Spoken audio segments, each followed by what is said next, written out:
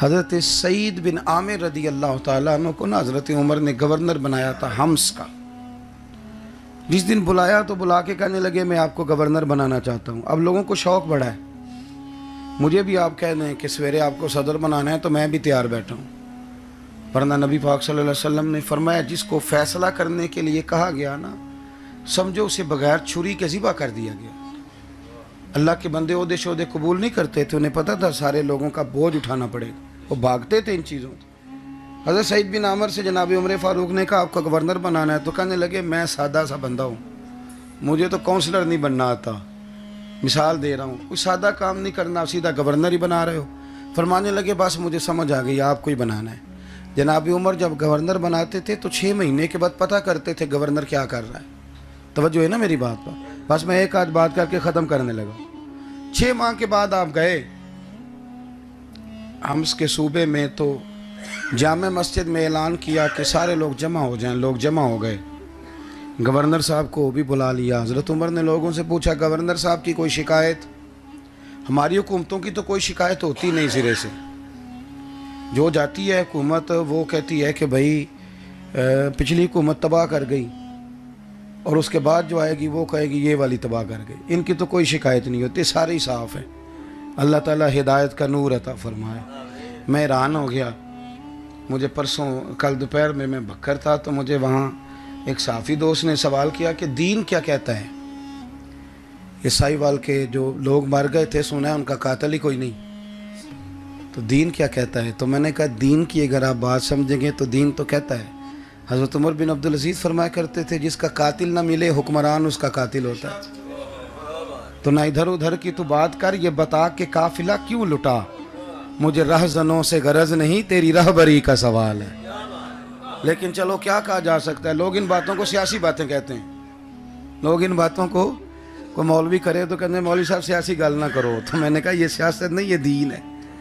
کسی مظلوم کی بات کرنا یہ سیاست, یہ عین مذہب ہے.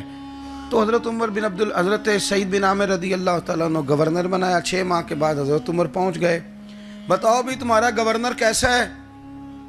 لوگوں نے کہا حضرت جی 4 شکایتیں. اس کو جمہوریت کہتے ہیں. جمہوریت کو اس کا نام ہے کہ آپ ایم پی اے سے بھی سوال نہ پوچھ سکیں کہ تو ہمارا لیڈر ہے, بتا کدھر گیا ہے تو. جمہوریت تو یہ ہے کہ صوبے کا گورنر سامنے کھڑا ہے اور جناب عمر فاروق فرماتے ہیں بتاؤ اس کی شکایتیں کیا ہیں. نے کہا حضرت جی 4 شکایتیں ہیں. پہلی شکایت یہ ہے کہ جب یہ نئے آئے تھے نا تو یہ فجر کی نماز پڑھ کے مسجد میں بیٹھ جاتے تھے, لوگوں کو اپنے مسائل بتاتے تھے, یہ جواب دیتے تھے.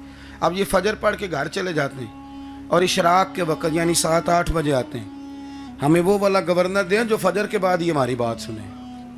شکایت سن لو.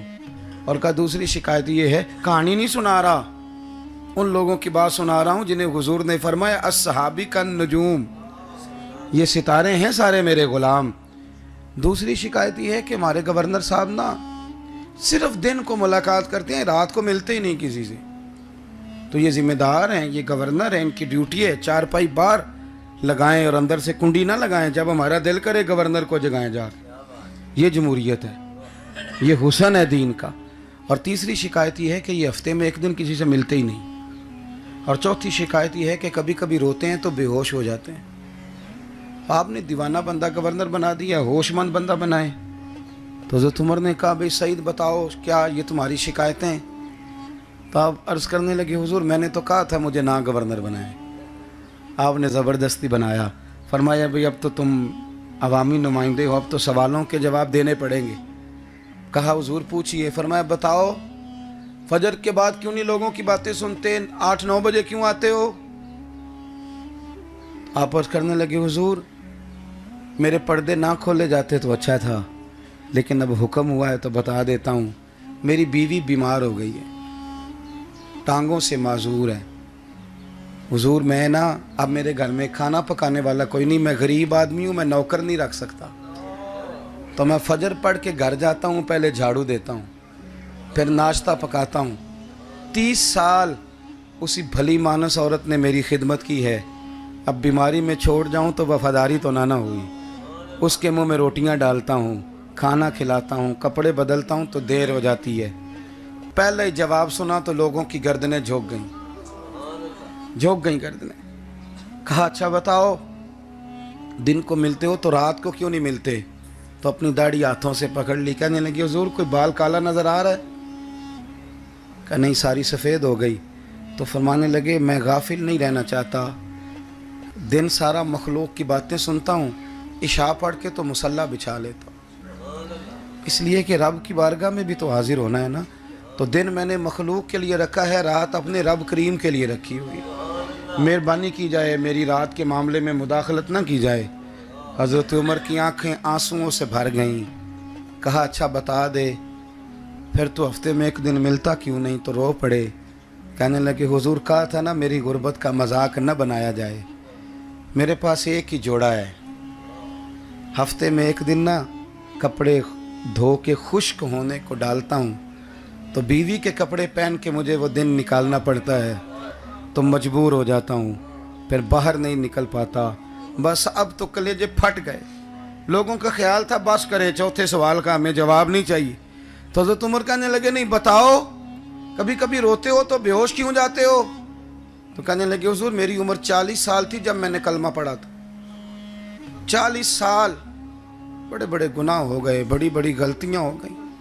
جب کبھی یاد آ جاتا ہے نا وہ 40 سال کی خطائیں، تو دل میں خیال آتا ہے کہ اگر رب نے پوچھ لیا تو میں تو 1 گھنٹے کا حساب نہیں دے سکتا، پھر میرے سے صبر نہیں ہوتا، میں روتا ہوں تو بے ہوش ہو جاتا ہوں۔